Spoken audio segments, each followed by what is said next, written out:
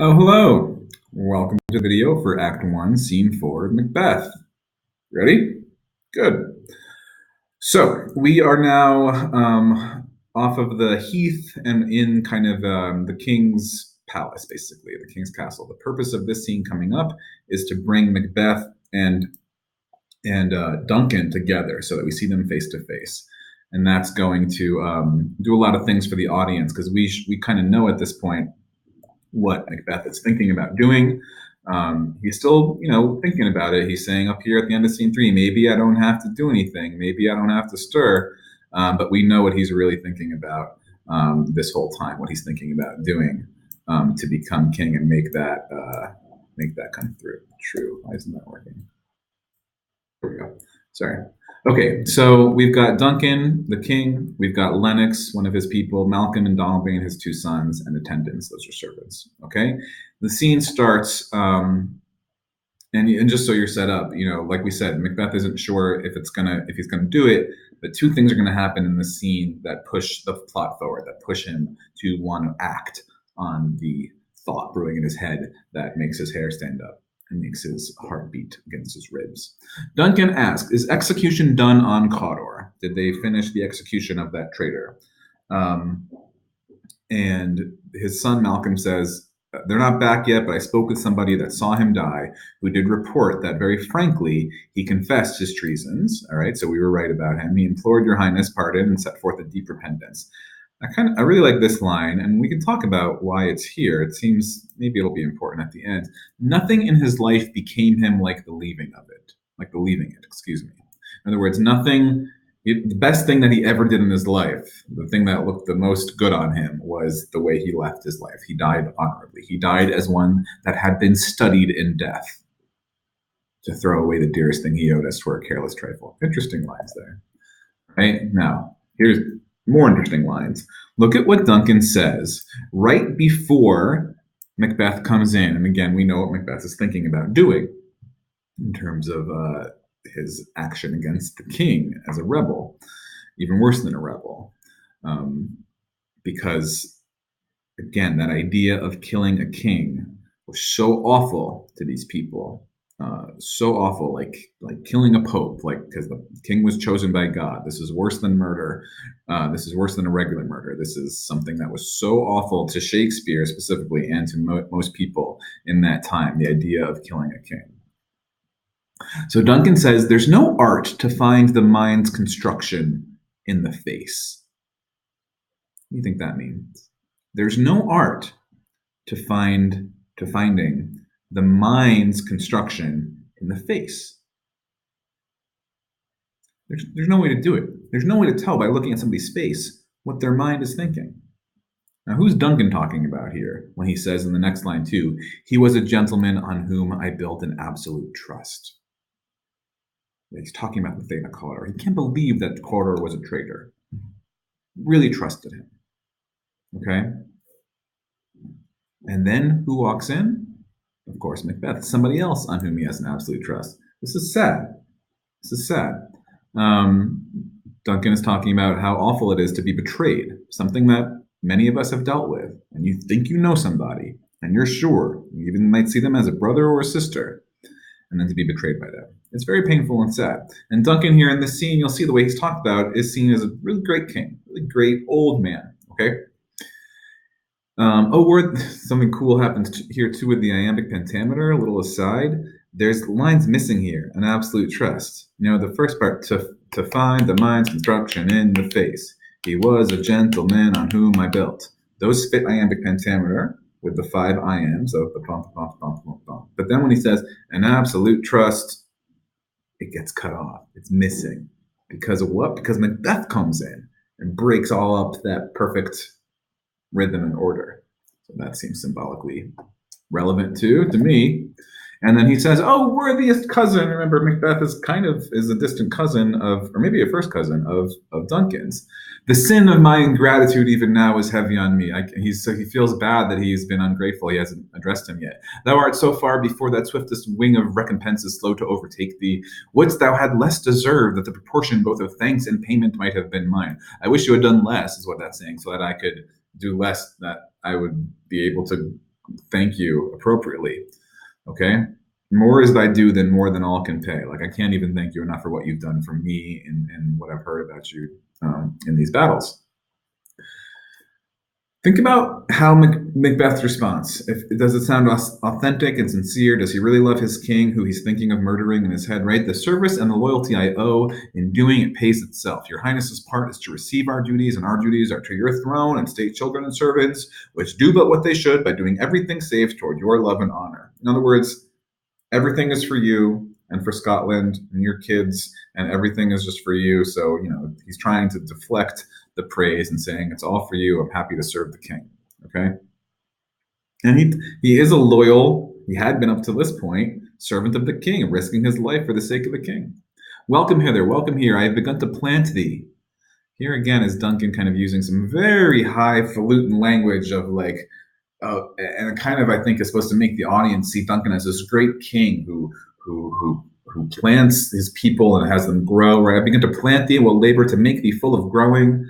Okay, and then noble Banquo too, and no less deserved, nor must be known, nor less to have done so. Let me enfold thee and hold thee to my heart. So he kind of embraces both of them. He's so grateful to them. And Banquo, again, as a good kind of servant of the king, there, if I grow, the harvest is your own. It's all for you, king. It's all for you. All right.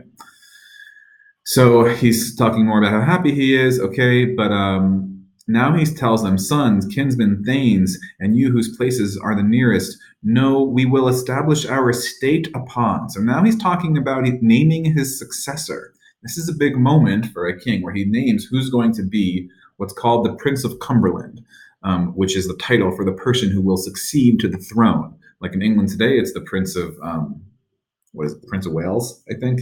Yeah, Prince of Wales, whoever is the Prince of Wales is going to become king once the current king or queen is gone. So now he's saying, we're going to establish our estate, because I guess it was kind of up in the air, even though he has sons, who is next in line. Now he names it. All right. And remember, I said there were two things that pushed the plot forward. Here's one of them. Our eldest Malcolm. Our, again, is the royal we. He means my eldest. My eldest son, Malcolm, okay, whom we name hereafter the Prince of Cumberland, which means he is next. He is going to be the next king. All right. Like stars shall shine on observers, blah, blah, blah. And then he goes, from hence to Inverness and bind. Oh, wait, who's he talking to there? Yes, this is where I guess Macbeth's castle is, in Inverness, because now Duncan says, we're going to go to Macbeth. All right. So it's a surprise kind of news here that he wants to come bring the whole royal party to stay at Macbeth's castle that night. This is probably the morning after the stuff from the first three scenes happened.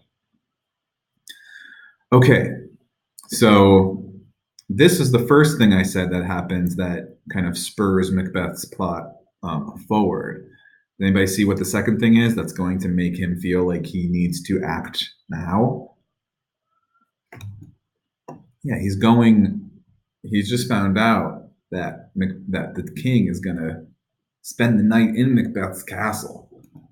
So this is going to feel like this opportunity that Macbeth can't let go.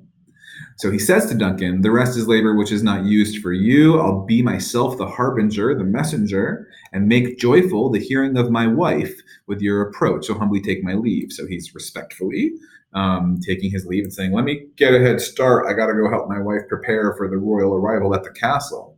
What's he really want to do? We'll see in the next scenes that he needs to talk with his wife about what to do now. Okay? So he leaves. Now, aside, again, which is not meant to be, we're supposed to believe these are just his thoughts that we can hear. And he says, the Prince of Cumberland. Oh, darn. That is a step on which I must fall down or else or leap. That's his choice. This is a play about choices. Every person has choices.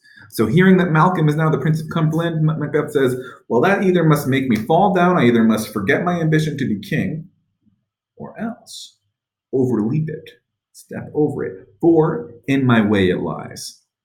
Woohoo! Here's the Macbeth that is going to be there the rest of the play, starts coming out. Look at this part. Ooh, love this part. Stars, hide your fires. Turn off the light, stars. Why not? Let not light see my black and deep desires. And then these next two lines, another version of that same idea. The eye wink at the hand, which tells us what he's thinking about doing with his hand. He wants the eye to wink at it. When you wink, of course, you close your eye. Yet let that be which the eye fears when it is done to see. Yet he hopes that when the eye is closed, the hand does that which the eye fears. It's kind of a riddle, but he's saying it all. He's saying what he knows he wants to do with his hand. Ooh! Now he leaves. Shakespeare, in another little kind of painful note, has Duncan talking to Banquo, and apparently Banquo was telling him something brave that Macbeth had done. He's telling Duncan, and Duncan saying, "True, true, worthy Banquo. He is so valiant. He is so brave and great.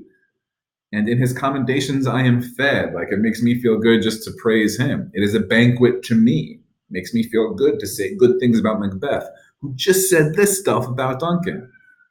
Let's after him whose care is gone before to bid us welcome. Let's follow him. He's going to welcome us. It, meaning he, Macbeth, is a peerless kinsman. There's nobody like him. This is an example of the dramatic term of dramatic irony. Because we know what Macbeth is thinking. He's not at this great person that Duncan thinks he is. And you remember who Duncan said just in the same exact scene, there's no art to find the mind's construction in the face. He is a gentleman on whom I build an absolute trust. And in this whole scene, we see Duncan, like, I think there's a part where he's even crying. Yeah, he's weeping, drops of sorrow, because he's so happy. He's surrounded by Banquo and Macbeth, and he's so happy that they're such great, loyal servants to him and great thanes. And he's literally weeping next to them. This is a kind of pathetic that this old king, who's so good, pure, is, we know now, about to be plotted against by Macbeth. Banquo's role here, in the history, Banquo was a part of it. You'll see it's different here, but we'll talk more about what Banquo should have done or not done as things move forward. Okay, I'll stop that one there, keep it short, and we'll do scene 5 in the next video. Bye-bye. It just took a second for the stop button to load. There it is.